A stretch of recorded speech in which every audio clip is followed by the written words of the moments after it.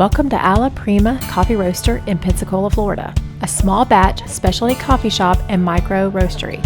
Here, they roast their beans in-house, serve fresh brews, and showcase local art, making it a favorite stop for coffee lovers and creatives. So this is the roastery. Here we have a 25-pound propane-powered roaster. Okay. It has a cast iron double wall drum. And when it's fired up, it's turning kind of like a washing machine or a dryer. And this is the hopper. Raw coffee beans go in.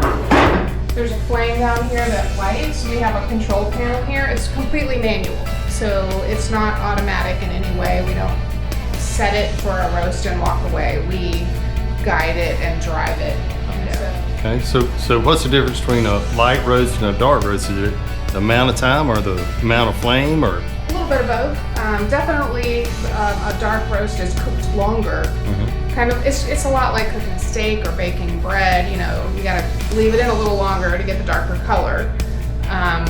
But you can also vary the heat depending on what kind of roast you're going to achieve.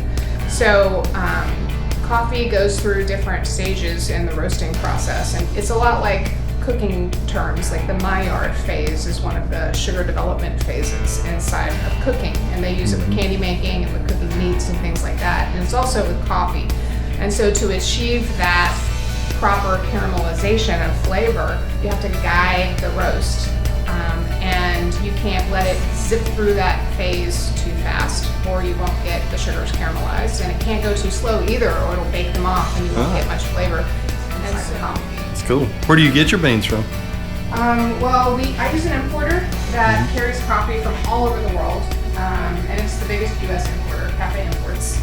I get coffee from 10, 11 different countries, and I have one direct trade with a farmer in Nicaragua, and he imports his coffee and he delivers it to me, which is pretty cool. I can text him and bring some over.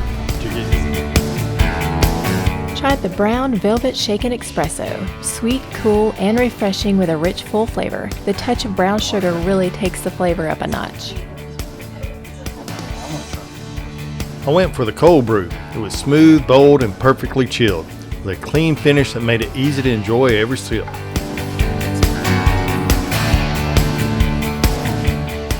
Many thanks to Summer for taking the time to show us around.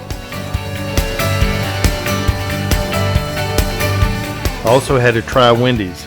It left me with a little bit of coffee envy.